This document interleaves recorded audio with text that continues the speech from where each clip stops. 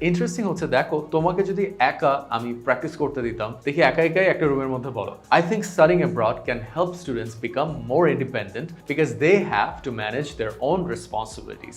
একা থাকলে হয়তো তুমি সেটা বলতে পারতা, কিন্তু একজন মানুষ সামনে বসায় দিই, সেম অ্যান্সারটাকে তুমি হয়তো বলবা yes I think studying abroad is good because many opportunities।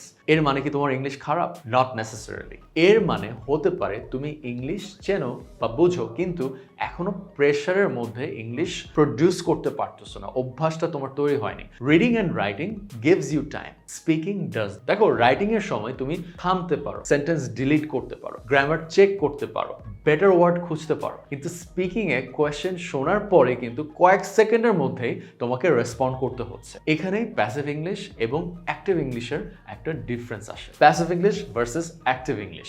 English জানার তিনটি আলাদা লেভেল আছে। Level 1, knowing English passively. তুমি ইংলিশ দেখলে বা শুনলে বুঝতে পারো। কেউ বলো describe a person who influenced you. তুমি কোয়েশ্চেনটা আন্ডারস্ট্যান্ড করে যে বুঝলা কোয়েশ্চেনটা কি। তুমি ইনফ্লুয়েন্স শব্দের মিনিংটা বুঝলে, তুমি কি বলতে হবে, কোয়েশ্চেনটার অ্যান্সার কি দিতে হবে সেটাও বুঝলে, but understanding a question is not the same as answering it. তখন আসে লেভেল 2, প্রডিউসিং ইংলিশ অ্যাক্টিভলি। এখন তোমাকে নিজের আইডিয়া ইংলিশ সেন্টেন্সে কনভার্ট করতে হবে। তোমাকে ভোকাবুলারি সিলেক্ট করতে হবে, গ্রামার ইউজ করতে হবে এবং সেন্টেন্স তৈরি করতে হবে, all in real time. You see, এই স্কিলটা কিন্তু খালি রিডিং প্র্যাকটিস করলে হবে না। Speaking improves by speaking. Level producing English while being observe. এটাই সবচেয়ে ডিফিকাল্ট লেভেল। এখন তুমি শুধু ইংলিশ বলছো না, তুমি জানো আরেকজন মানুষ তোমার দিকে তাকিয়ে আছে। তুমি হয়তো ভাবছো, তোমার মনের মধ্যে চলবে, আমার কি প্রোনাউন্সিয়েশন ঠিক আছে, আমার কি অ্যাকসেন্ট খারাপ শোনাচ্ছে,